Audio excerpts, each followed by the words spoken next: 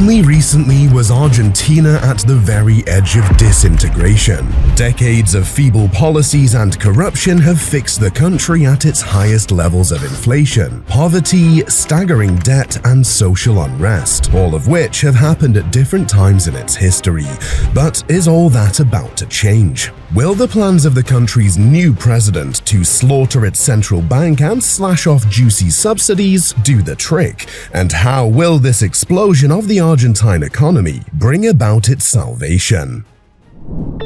Economists often say there are 4 types of economies: the developed, the underdeveloped, and then there's Japan and Argentina. When you take a close look at the Argentine economy, you would agree there's perhaps no better way to describe it. The Argentine economy, when viewed without context, is easily one of the most fascinating in the world, but not in the way you'd expect. For one, it's a constant yo-yo of the highest highs and the lowest lows that lead to economic contradictions you'd hardly find in most economies. Despite the high level of inflation and crippling debt, the country has one of the fastest growing economies in the world. Argentina's GDP has almost doubled in the last 2 years, settling at $632 billion. Good, right? What if I tell you this impressive growth is a result of the Argentine government pumping billions of borrowed money into local industries? Of course, every other country in the world borrows money, but in Argentina's case, spending billions of borrowed money without the necessary infrastructure to repay those loans has plunged the country into a debt hole, which has also led to the devaluation of the country's currency and, consequently, a critical case of hyperinflation. If you've seen our videos, you'd know the next we do is to explore the history of a problem and try to find out where all the chaos began. You see, Argentina's current situation did not happen overnight, and not in the last 2 decades either. The country, in fact, was once one of the most inviting markets in the world for foreign investment. Argentina, before the 1930s, thrived on a prosperous agro-based economy. Many European investors were captivated by the country's prime real estate and migrated to Argentina to set up their own wineries and farms. They brought with them innovations that allowed for economic expansion. Argentina saw several of its industries developed and thousands of its citizens gainfully employed. During this period, the country had one of the 10 highest per capita GDPs in the world. Argentina was on equal levels with both Australia and Canada, and even had surpassed Italy and France economically. Then, unfortunately, the Great Depression happened. Argentina's ever-abundant stream of foreign investment dried up due to a lack of funds to invest and the increased caution in risky investments. Thankfully, these problems didn't take effect all at once. The government still had a healthy reserve, and the industries that had been developed from previous investments were still up and running. Maybe not as productive as they once were, but running all the same. However, social and political unrest grew amidst the economic challenges. Friction had risen between the wealthy foreign investors living in Argentina and the poorer locals who were fighting for any means of survival. This unrest led to what would be the first of 12 attempted military coups in Argentina over the next 46 years, 6 of which were successful. The instability drowned Argentina's hopes of ever maintaining its status as an investable economy. In just 12 months, Argentina had gone from being an exciting investment opportunity to becoming the most unstable economy in the world. It then became the task of new governments to figure a way out of the rot. Regardless of the lack of outside investment, Argentina was able to sustain itself by looking inward. Industries that once served the foreign market began to serve the locals instead, and the economy recovered modestly. Citizens who were battered by the Great Depression were at the very least able to live comfortable lives. This strategy worked wonderfully, although for a short while, because in the end, the foreign investors who owned the production lines remained the ultimate beneficiaries, and the underlying feeling of dissatisfaction struck in the hearts of the local Argentinians. As World War II began, self-reliance for the Argentine economy became more of a necessity than a means of stability. The Argentine government, led by Juan Domingo Perón, leaned into this concept of sustainability even more than his contemporaries. Juan Perón is perhaps Argentina's most popular leader. His policies were based on two fronts: nationalism and laborism. Perón nationalized the Argentine economy through a concept he called developmentalism. Several of the country's major industries, including the central bank and railways, were thrust under government control. This concept also dictated that imports should only be used as a last resort, and as many things as possible must be produced within Argentina. Considering the underlying dislike for the wealthy foreign investors among the locals, and the belief that Argentina's problems were a direct result of opening the Argentine market to foreign investors, Perón's government and policies received widespread support. He became a sensation in post-World War Argentina, the main symbol of the Justicialist Party. He increased average wages for the poor, introduced 8-hour workdays, and created vast welfare schemes. Under Perón's leadership, Argentina developed the largest proportional middle class, which was also the highest paid and most unionized working class in Latin America. His most popular feat was paying workers when they went for annual holidays, when they were sick, and also doling out compensation when workers were either dismissed or injured on duty. This was a significant shift in Argentina's economic policy, one that had both immediate benefits and long-term implications. However, Perón's extreme dedication to a self-reliant economy led to Argentina's economic isolation from the rest of the world, much like present-day North Korea. There had been several times when the only thing that mattered was keeping the economy afloat, even though it was clear that all the processes to do so were only volatile for a short period. The juicy benefits to the people, such as high subsidies on services like electricity, came at huge costs and left the Argentine government parting with a substantial amount of its GDP. This exorbitant spending laid the foundation for decades of misguided government spending, which has left Argentina scampering for solutions. One such has been the government's printing fever. Argentina has ignored proper monetary policies and has printed hundreds of billions of Argentine pesos to counter the country's lack of necessary funds. As you can imagine, hyperinflation holds the country in a chokehold. The peso has lost more than half its value against the US dollar, while Argentina's central bank has raised its interest rates to 60%, earning itself a world record in that regard. At present, citizens of Argentina are paying double the price for a single product year after year, and nothing is as devastating as the changes in the prices of goods, which can happen several times a day.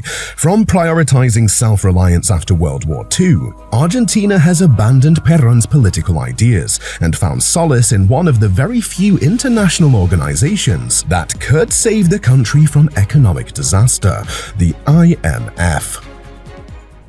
Some say Argentina and the IMF have a mixed, if not troubled, relationship that stretches back several decades. The IMF has bailed out Argentina 22 times in the last 65 years, but this hasn't come without its own catastrophes. An example of such would be the 2001 to 2002 economic crisis, or Argentinazo. You see, the IMF has taken a hands-on approach in dealing with the country's economic problems since the early 1990s. The IMF's convertibility plan successfully fixed the Argentine peso at parity with the US dollar. Thanks to the IMF, Argentina became synonymous with stabilization, economic growth, and market-oriented reforms during those times. But when the bad tides came, the IMF became the prime suspect in Argentina's economic woes. Several critics have blamed the IMF for being lenient in their background checks with Argentina and their continuous bailouts anytime the country came calling. Argentina currently owes a total of $44 billion to the IMF, which is 1/3 of all the money owed to the IMF and double that of the organization's second biggest lender, Egypt. Aside Aside from the IMF, Argentina has a debt of over $400 billion, which is 75% of its GDP. Fast forward to the late 2000s, when Argentina began to lose access to the capital markets because of its sluggish recovery from the 1998 recession. The IMF, as usual, swooped in and doled out massive loans to boost the economy. However, Argentina misused this opportunity, as it is known to do so, and lost its access to the global market. This, plus intense capital flight and political instability, set the stage for yet another crisis. Thousands of Argentinians began to withdraw their bank deposits for fear that the banks would use these funds to settle the country's debt problems. As to be expected, this series of deposit runs almost crumpled the banking sector. To remedy the solution, the government had to impose a partial deposit freeze, holding the savings of millions of Argentinians hostage. To a country plagued by recession, social upheaval, and political instability, the partial deposit freeze was an extremely painful experience. Citizens who once nurtured trust and confidence in the banking sector chose to deposit their savings under their mattresses instead. Most of them even phrased the government's action as a financial dictatorship. Of all the troubles that have affected Argentina, political leadership seems to be the most crucial. When the crisis hit its peak in 2001, affected Argentines roared out into the street in one of the nation's most violent protests against the government. Between December 21st and January 2nd, Argentinians witnessed the appointment of 5 different presidents, with the least time spent in office being 2 days. Through stringent measures, Argentina survived this wave of crisis. But one thing remained clear: the country was nowhere near the end of its leadership problems. Future Peronists had become corrupt and created 1,001 problems for the opposition parties. In 2015, Argentina voted in its first non-Peronist president in decades, leader of the center-right Republican Proposal Party, Mauricio Macri. Macri led Argentina from 2015 to 2019, and sources say he instantly made a streak of good decisions. He removed subsidies, floated the peso, and liberated capital flows, which proved to be the right choices for the Argentine economy in the long run.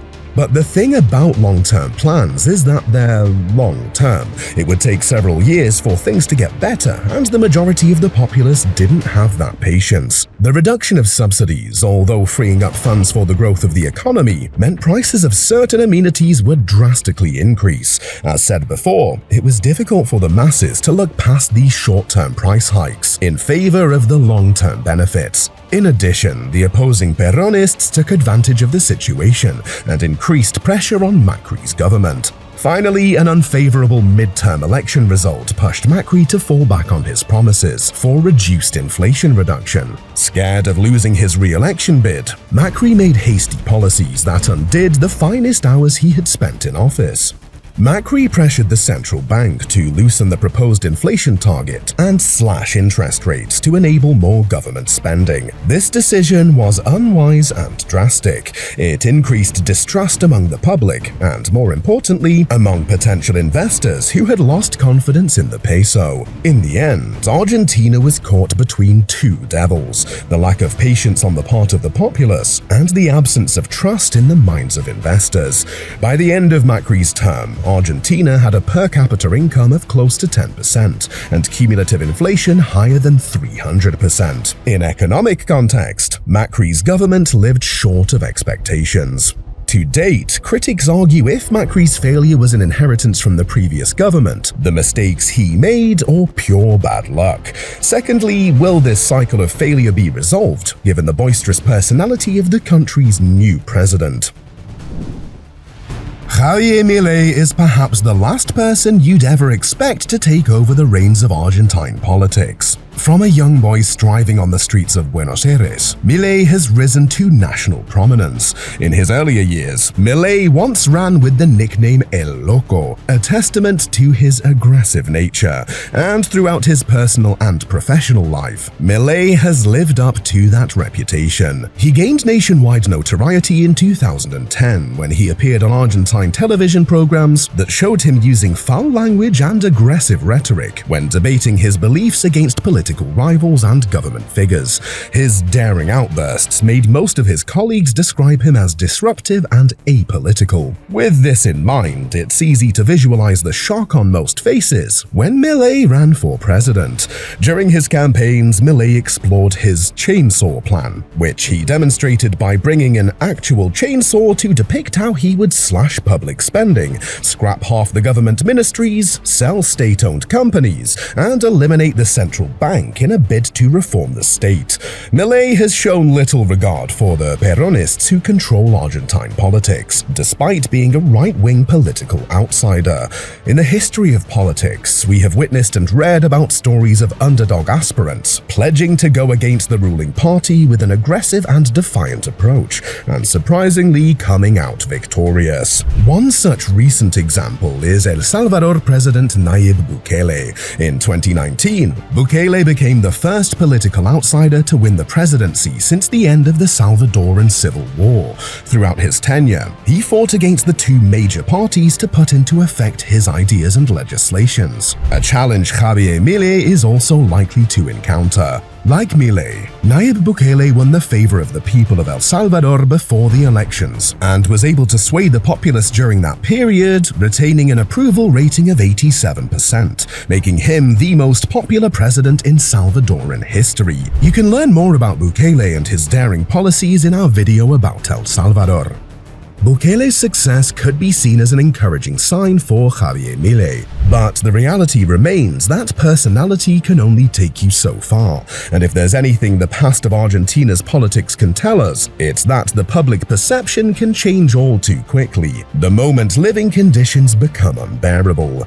Milei has put forward two major plans to fix Argentina's economy. The first is to enforce massive cuts to public spending. After that comes the most controversial. Milei wants to completely dump the Argentinian peso in favor of the US dollar. His approach is based on a lack of trust in the central bank to not print new money in severe conditions. The stumbling block to Milei's plan, however, is that Argentina does not have enough dollars in reserve to handle such a drastic change.